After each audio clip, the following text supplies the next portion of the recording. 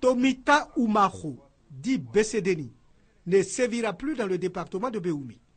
Les éléments de l'opération Terré et la brigade de gendarmerie de Béoumi viennent de mettre le grappin sur ce tristement célèbre coupeur de route. Depuis 2002, ce braqueur sanguinaire sévissait dans la zone du pont dynamité de Béoumi. À l'aide d'une Kalachnikov, d'un pistolet automatique, d'une hache et d'une machette, Tomita Oumarou sèmait la terreur et la désolation dans la région. En effet, ce jeune de 33 ans, arrêté pour assassinat et évadé des prisons en 2011, opère en solitaire.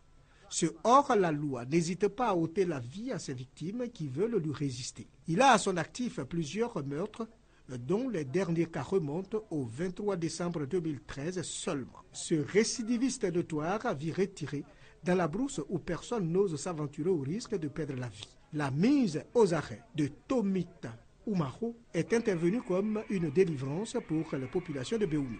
Recherché activement depuis 2012, ce bandit de grand chemin est tombé dans les filets des éléments de l'opération Terré en collaboration avec la brigade de gendarmerie de Béoumi sur dénonciation anonyme. Les forces de l'ordre appellent les populations à la collaboration afin de mettre hors d'état de nuire toutes ces personnes qui troublent la quiétude des paisibles citoyens. Pour l'heure, les enquêtes sont en cours pour mettre la main sur le reste de son arsenal et ses éventuels complices. Fin d'activité pour Bandaogo Ahmed. Il vient de tomber dans les filets des hommes du général de division Kwasi Kwaku Gervais, commandant supérieur de la gendarmerie nationale. Les faits remontent au 3 novembre 2013. Ce jour-là, la section antidrogue de la gendarmerie nationale procède à la saisie d'une importante quantité de cannabis.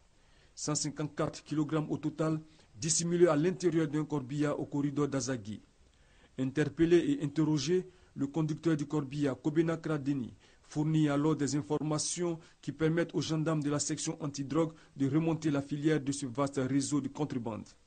Les fins limiers de la gendarmerie nationale vont ainsi démanteler l'une des ramifications de la filière située à Bouaké par l'arrestation de Touré Amadou.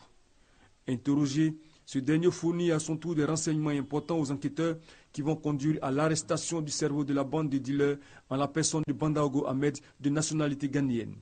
Il a été arrêté dans la nuit du dimanche 5 janvier à Abobo Avokati et avait en sa possession 18 kg de cannabis étalés sur la banquette arrière de son véhicule. Conduit dans les locaux de la section antidrogue, Bandaogo Ahmed n'a fait aucune difficulté pour reconnaître les faits qui lui sont reprochés. Il sera conduit devant les juridictions compétentes pour répondre de ses actes.